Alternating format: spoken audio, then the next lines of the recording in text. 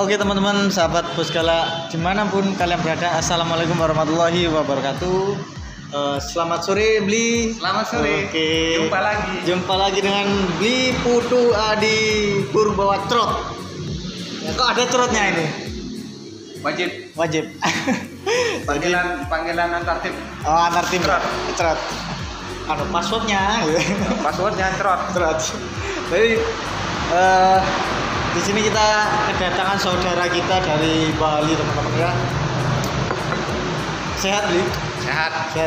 Keluarga di sana gimana? Sehat semua. Oke, sehat ya. Gimana kondisi Bali sekarang?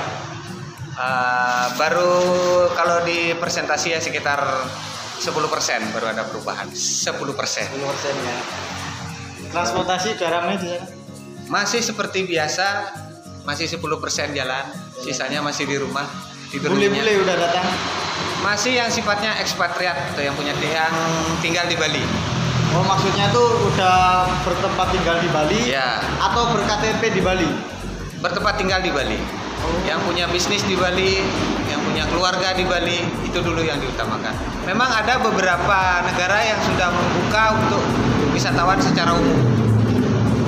Tapi ada periodik waktu yang harus tidak lebih dari 1 minggu. Tapi bandara udah buka ya? Buka. Untuk asing? Asing. Jadi seperti itu. Mungkin teman-teman yang mau liburan ke Bali mulai comeback kembali teman-teman. Ya, mulai ramai ya jadi ya. Mulai sedikit ya. bernafas lega ya. Oke, ini saya nggak tahu kemarin datang jam berapa ya? Kemarin saya sampai di sini jam 4:30 pagi. Subuh. Naik apa? Naik truk cabe. Nah, truk Berarti cabe. ikut truk cabe dari Banyuwangi. Oh, bukan Bali. Bukan. Dari Bali bareng Giga Ungu. Nah, ini kan Pak Butu ini gini teman-teman. Karena banyak komenan dari kalian yang penasaran bagaimana kejadian sebenarnya dari Giga Ungu yang katanya itu dapat musibah atau ya bisa dikatakan laka ringan lah ya. Human error tepatnya. Nanti kita bahas bersama Bli Budu ini yang tahu saksi hidup kejadian sebenarnya itu seperti apa. Jadi kalau kita ngomong nggak ada bukti atau saksi itu kan nggak enak itu. Ya. Kata ini. Nah, sekarang kita alhamdulillah juga kedatangan Bli Budu yang tahu kejadian sebenarnya di TKP ya, benar ya? TKP. Ya, yang intinya sih pada intinya ungu itu tidak laka. Nggak laka. Cuman amblas. Ya, jadi awal mulanya itu Mas Roni itu memang bilang ke saya tuh, dia itu bongkar di Bali, kemudian mau ketemu dia udah bilang ke saya, minta kawalan atau gimana kan nggak tahu. Nah itu kemudian saya lihat storynya Bliadi itu kok nyupir Giga Ungu. Nah saya kira itu sebelum kejadian. Itu sesudah kejadian. Sesudah kejadian. Langsung aja wis, gimana sih ceritanya itu? Saya juga nggak tahu teman-teman ya. Pada awalnya begini, itu Giga Ungu muat untuk bongkaran 2 tempat. Ya. Nah, yang satu itu keramik, yang bongkaran pertamanya itu snack ciki, semacam ciki stick itulah, biskuit stick itu, sampai full. Jadi kalau dihitung tonase kendaraan itu kurang lebih sekitar 7 ton. Berat total 7 ton. Nah, ketika kita berjalan sampai di lokasi bongkar pertama. Sebetulnya bongkaran pertama itu gudangnya tidak di situ. Di tempat kita amblas itu, bukan di situ gudangnya. Pertama bongkar apa? Snack dulu. Snack ya? itu. Yang atas dulu. Yang atas. Karena snack posisinya di atas. Nah, pemilik snack itu sebenarnya gudangnya bukan di situ. Itu gudang baru. Berarti pemilik itu nggak tahu lokasi itu. Enggak, dia mempercayakan ke kepala gudangnya. Nah, pas sampai di lokasi bongkar kita telepon, Pak, kita sudah sampai. Nah, yang membukakan pintu itu awalnya bukan kepala gudang, si pemilik toko, pemilik yang disewa sama sama perusahaan ini yang punya barang. Oh. Nah, itu gudang sewaan. Nah, ketika Mas Dani supir kirinya, supir kiri Mas Roni. supir kiri Mas Roni, itu mundur pertama, itu yang digilas itu beton yang kuat. Nah, yang digilas itu beton yang kuat, karena betonan itu tepat mengarah ke garase dia. Jadi kita maunya bongkar pantat, bongkar belakang. Nah, setelah jam 9 datang kepala gudang membawa tenaga bongkar. Ya. Mintanya parkir miring, bongkar samping. Jadi posisi gini. Ini toko. Ini tokonya di sini, sebelah sini. Jadi gini. Pada awalnya kita bongkar tuh begini. Ini jadi toko ya? ini tokonya di sini. Sini, ya. Kepalanya menghadap ke jalan. Nah, gitu. Nah, Jadi dia minta bongkarnya itu sejajar dengan bibir toko, pinggiran toko. Jadi dia bisa bongkar samping begini. Turun dari samping. Berarti turunnya dari samping. Turunnya dari samping. Mintanya sih toko itu. Pemilik toko. Nah, otomatis kendaraan kan harus diparkir ulang. Ketika diparkir ulang, mundur kedua, begitu menginjak bagian beton belakangan ini langsung amblas. Seandainya itu parkirnya bokong ke sini, enggak apa-apa. Karena kita sudah masuk bokong duluan, nggak apa-apa. Karena beton di sini pas itu kuat. Kuat. Yang nggak kuat belakangan. Agak belakangan. Agak ke sana lah. Agak yang agak di belakangan. Nah, itu trotoar model lama. Iya. Karena si pemilik toko itu tahu itu nggak kuat, dia sering keluar masukkan mobil, jadi dia tambah betonnya. Tapi dia tidak ditambah secara keseluruhan. Depannya aja. Ditambah separuh di depannya. Iya. Jadi mundur langsung amblas.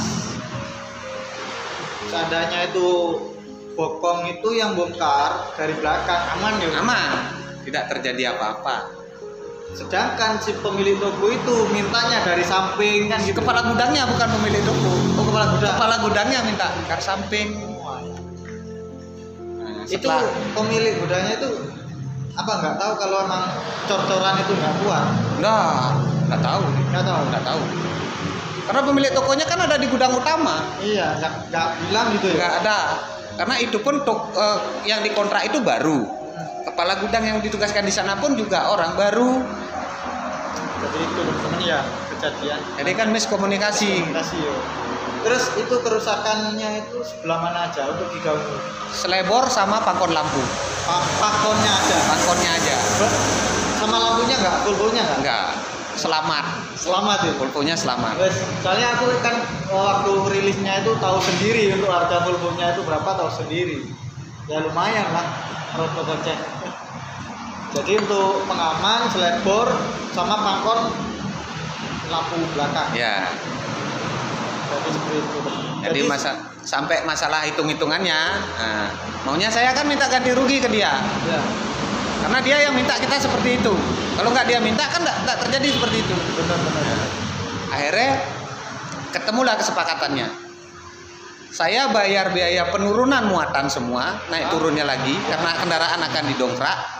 Plus saya minta balok panjang untuk nyangga truk. Nyangga itu. Nyangga truk. Saya minta yang ukuran 4 meter dengan lebar kurang lebih 20 kali 10 cm. Tebalan baloknya untuk nyangga truk biar bisa jalan.